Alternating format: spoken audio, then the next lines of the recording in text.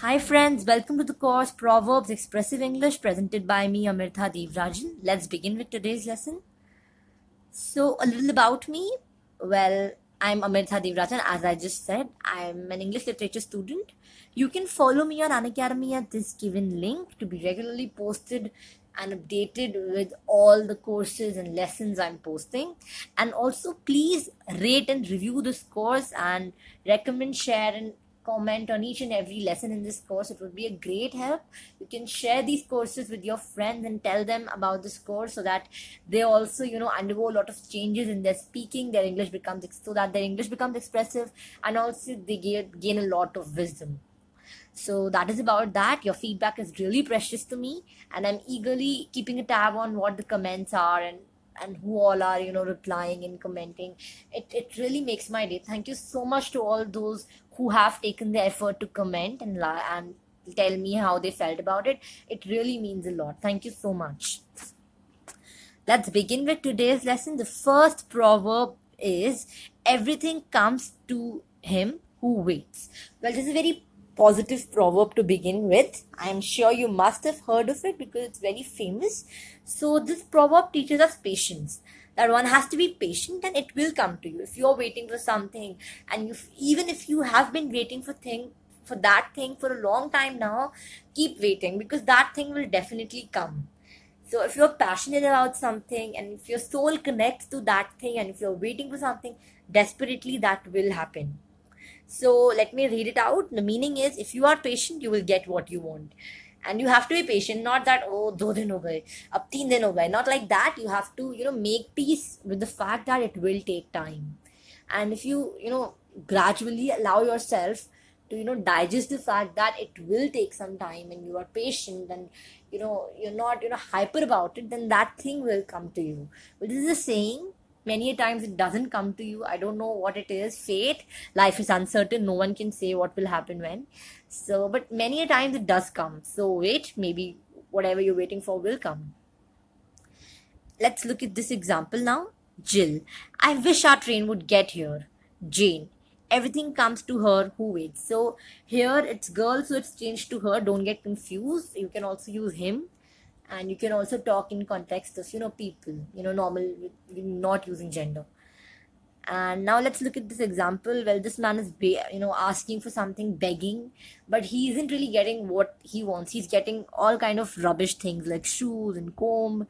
And what does he want? He wants maybe food or money. He's not getting that, but he's waiting for it, and he's still begging. He's not getting coming into his attitude and saying, oh, मुझे तो नहीं मिल रहा जो मुझे चाहिए था, I am not gonna beg again. He's not doing that. So he's patient in begging again and again, because that is the only option he has, right? Because if he doesn't keep patience and he's very frustrated, what will he do? Will he get what he wants that way? He has to be patient and he has to be polite in order to seek others' attention and get what he wants. Let's move on. I hope this is clear. Fine feathers make fine birds. Well, this is a bit ironic. Let me explain. Let me just read it out. If you dress elegantly, people will think you are elegant.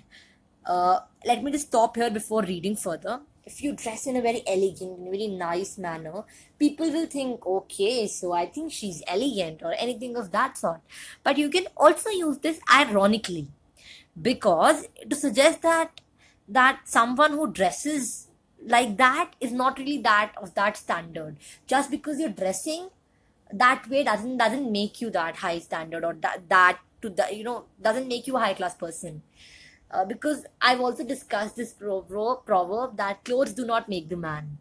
So this can be used in both contexts. I'm showing you both the sides. You can use it in context of dressing properly. If you're a fashion enthusiast, you can say fine feathers make fine birds. And you can say that if you dress properly, everything could be fine. And if you want to use the other side of it, you can say fine feathers make fine birds. You can use it ironically, hinting at the fact that clothes do not make the man. You can say that, okay, you can say that if you're wearing fine feathers, you look nice and you'll be a fine bird. And you can also use it in the context that you are wearing fine feathers, that is why you're a fine bird. Otherwise you really aren't. You're just pretending to be a fine bird because you have fine feathers. That is something artificial. So you see, you can use it in both contexts. I'm so sorry, I'm leaving you in a dilemma, but that is what is true. I cannot give you a biased perspective. Well, I believe in the latter. I think fine feathers do not always make fine birds, and I think clothes do not make man. So I would choose that side, but it's totally up to you. You see, we are a set of different people. We don't have to, believe in the same, and we are not forced to believe. I'm not forced to believe what you believe, and you're not forced to believe what I believe. We have our minds, we have our opinions. So it's completely okay if you do not agree with me or I do not agree with you. You have your opinion. Think about it, what you would prefer and what do you think is right. And nothing is wrong. Everything is subjective. Let's look at this example. Bill, I don't see why I should have to wear a necktie for a job interview. Jane says, fine, I'm so sorry. Fine feathers make fine birds. So here she's talking inside of the first, she's supporting the first side that if you wear a neck and tie, you look professional and you look elegant, and that is why they'll choose you. But you can also use it ironically, as I just said. So, let's look at this example. What makes peacock so special? It's feathers. So in literally here, fine feathers actually makes a fine bird. Literally. So that is why I posted it here, to make it a little funny. Let's move on. Too many cooks spoil the broth. Well, this is one of my favorite proverbs. Let's consider this situation that there are 10 extremely good professionals working on the same project, and they've been specially hired to look after that project. Okay. So now they are professionals. They have been called on to, perform on this project, and they have so much to do. They all have. Let me just tell you, before I give you this example, let me just make one thing very clear. Well, if you top your class and if I top my class, if any other person tops his class, it's because of our methodology. You do it in a different manner, I do it in a different manner, and the X person does it in a different manner. We cannot all follow the same path. As I just said, everything is subjective in this world. We all have our own methodologies. So if 10 professionals are working on one project and they have been called specially to work on that project, and they are all specialized professionals, they would disagree with each other. They would say, nah, this never works out. I've tried. And the other person says, oh, really? Yeah, I've been working there, and, I've scored, and I'm this, I'm that. So everyone, will talk about their experience and say, यार ये तो फालतू बोल रहा है, ये तो बेकार है, मैंने किया है. एंड ही विल से, क्या बोल रहा है, अरे ऐसे तो कभी होता ही नहीं है, मैंने ट्राई किया है ना. So all this will happen, arguments, fights and everything, and in the end what will happen? This will happen. Everyone will fight and they will put what they want to put, and the other person will put what they want to put. They will follow their methodology, and in the end the result won't be fruitful. It will be something you cannot taste. Well, by the way, broth is that soup you make with vegetables and all. So if too many cooks are on making that broth, and if I add 1 teaspoon of sugar and tablespoon, and the other person says, nah, I have to have, who is she to tell me? I'm a professional cook, and he adds some more salt. It would, in the end, it will become salty. It won't taste good, right? So too many cooks spoil the broth. Let me read the meaning out for you. Too many persons involved in managing an activity can ruin it. Let me just give you another example. If in your class all the toppers are clubbed together in a project, and the average mediocres are clubbed together, in that fashion you've been divided, the toppers will not agree with each other's opinion. They will say, this never works out, I won't do it this manner, because they are they have a little attitude, because they top, so they want to do what they want to do, right? So too many good cooks, or too many cooks for that matter, spoil the broth. Let's look at the sentence example. Without a conductor, every player had an idea for how the music should go. Too many cooks spoil the broth. So without a conductor, the person who conducts everything, every player had an idea of how the music should go, because now they don't have a boss to look after them. So they have their opinions. So everyone is fighting and saying, ye hona chahiye, wo hona chahiye. But in the end, they spoil the broth. Let's move on. You can't teach an old dog new tricks. This means that it is difficult to make someone change the way they do things, because when they have been doing it for a long time, you cannot really change it, right? If you look at this example, a dog cannot be taught to use laptop in this generation especially. I don't know about the coming generations, what they'll do, but you cannot teach a dog how to use a laptop, for God's sake, right?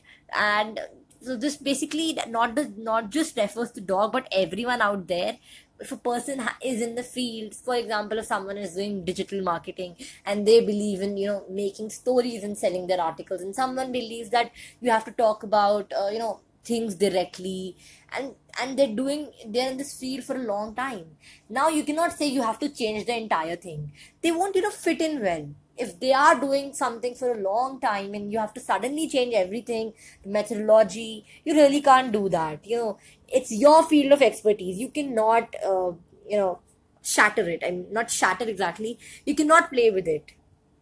Let's look at this example. You're never going to teach your father at the age of 79 to use a computer. You can't teach an old dog's new tricks. Well, this applies to everyone there. Our parents usually are not that tech savvy. They're not good with computers. We have to help them because they are, old school people, and they believe they were the ones who were writing letters. We cannot write letters. We don't have the patience to write a letter and wait for a reply. We instead use messaging, right? So you cannot really teach an old dog new tricks. Moving on. You may lead a horse to water, but you cannot make him drink. Well, look at this example. If I say drink, it won't drink, right, until it's thirsty.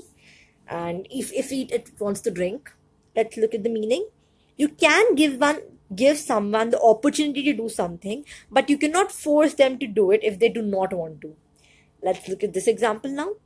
I made all the arrangements, bought the ticket, and even took him to the airport, but he just wouldn't get on the plane. Well, you can lead a horse to water, but you cannot make him drink. Well, this is something you see every time. For example, if you've gotten someone employed, if you've hired them, or you've talked to your friend and let them, and you've employed him basically somewhere, and he isn't really willing to work. He wants to stay home and enjoy. You have done your part, but he's not doing his work. You have, done whatever you could do, but now it's his part and he's not doing it. He doesn't want to work in the first place. So you led him to the water, but he didn't drink it because he really didn't want to. So you may lead a horse to water, but you cannot make him drink. N number of examples. You can think of them on your own. I'm running short of time, so I have to cut it short. I'm sorry.